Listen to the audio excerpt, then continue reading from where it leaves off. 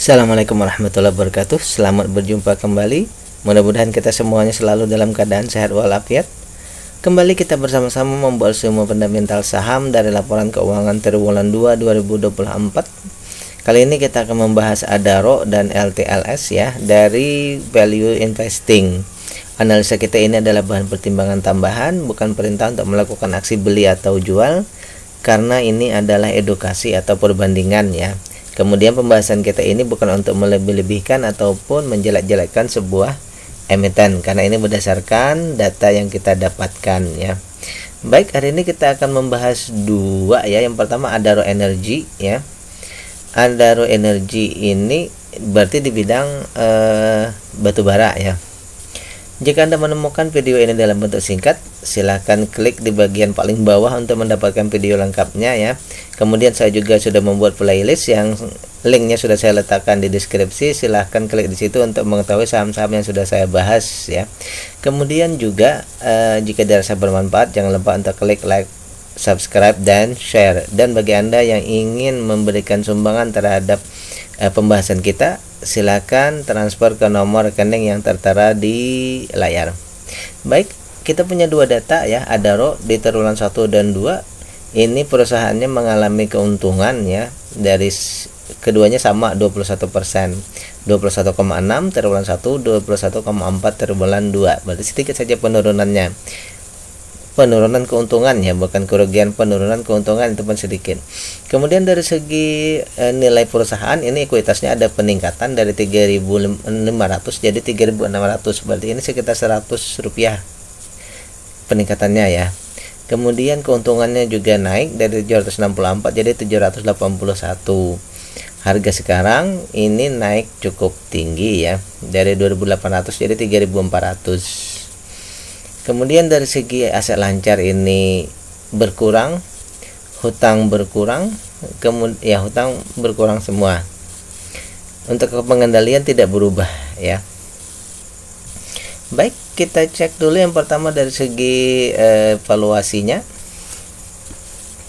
bahwa di harga sekarang 3.400-an ini ya, ini harganya ada diskonnya 4%, berarti untuk menuju book value-nya ini ada 8%, berarti sudah dalam ya, sudah dalam artian ini sangat dekat ya, anggap saja wajar, sudah dalam kriteria wajar ya.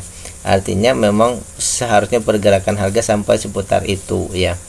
Yang kedua dari segi maksimal beli ini kita punya diskon 55%. Jadi istilahnya begini ya, waktu kita beli ini kita punya diskon 55%, tetapi proyeksi untuk bagger misalnya ya, ini memang sudah di harganya sekarang, berarti mungkin dia akan mengikut apa yang terjadi sekarang saja ya. Istilah untuk bagger itu ada, tapi mungkin lamban kalau itu terjadi ya. Yang kedua dari segi dividen, perusahaan ini membagikan dividen sudah sangat besar, 50% ya. Di tahun 2023, di tahun 2022 itu 40%. Dari sini kita mendapatkan dividen yieldnya sekitar 11% ya. Kalau kita setarakan dengan 30%,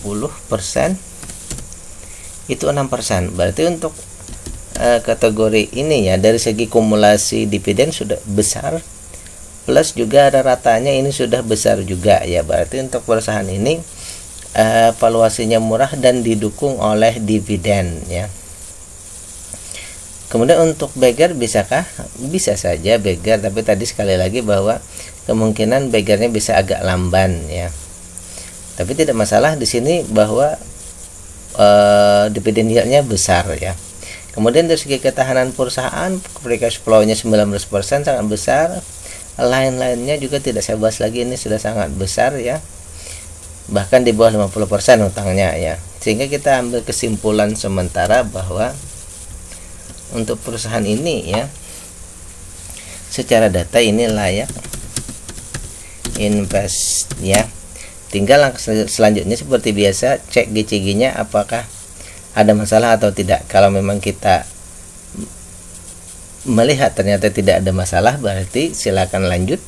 Dan kalau perlu juga cek dari segi sebelum ke teknikal ini, kalau saya pribadi ya, apabila yang seperti ini ada peningkatan nih IPS-nya ya. Kalau saya pribadi mungkin lebih cenderung menunggu IPS itu menurun ya, tapi dalam keadaan tetap untung ya, perusahaan untung, kemudian terjadi penurunan keuntungan atau IPS ya. Nah, mungkin saya lebih cenderung yang seperti itu. Kalau misalnya naik begini, kemungkinan besar juga bahwa harganya juga mengalami kenaikan seperti itu ya. Mungkin untuk membeli kita, kalau menurut saya pribadi, menunggu di bawah ya. Tapi silahkan juga nanti cek dari segi teknikalnya ya. Namun secara data ini bahwa kita punya diskon 55%, ini sudah termasuk sangat besar ya. Baik, itu rumusan kita untuk yang pertama, Adaro ya. Yang kedua LTLS ya, lautan luas. Ini berarti bergerak di bidang layanan ini ya, layanan pelayaran ya sepertinya. Baik, kita cek dulu dari segi data baru triwulan 1 ya. Kita belum bisa membandingkan dengan triwulan 2 ya. Punya triwulan 2, belum ada triwulan yang lainnya. Dari segi harga 990, kalau kita bandingkan dengan book value-nya, ini ada perbedaannya ya, ada diskonnya 45%, berarti potensi untuk ke book value-nya, harga menuju book value-nya ini 90%, hampir beggar ya. Proyeksinya hampir beggar kalau kita beli sekarang. Plus untuk harga juga maksimal beli 1.500-an, berarti kita punya diskon 37%. Jadi secara valuasi bahwa membeli saham ini di saat ini ya, kita punya diskon 37% plus ada potensi untuk beggar. Kemudian perusahaan juga membagikan dividen ini 33,9, anggap saja 40% ya. Itu sudah memenuhi kriteria. Kalau kita ratakan dengan 30, sebenarnya ratanya hampir ke 5 ya. Tetapi dari segi kumulatif sudah memenuhi di 5. Namun untuk di 30 sebenarnya dia masih di 4,7-an ya. Berikutnya dari segi ketahanan, ini aset free cash flow-nya sangat besar. Kemudian aset lancarnya 111. Cuma di sini ada yang perlu kita sangat concern ya. Sudah hampir. Nah, ini sudah hampir. Berarti di hutang tak berbunganya ini sudah termasuk kriteria yang sangat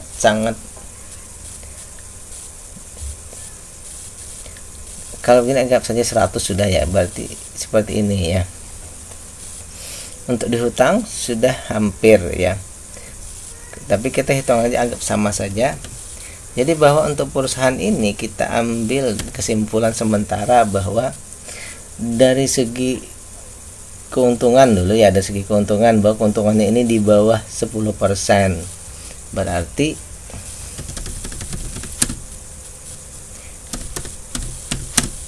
IPS-nya ya, berarti IPS-nya harus meningkat yang pertama.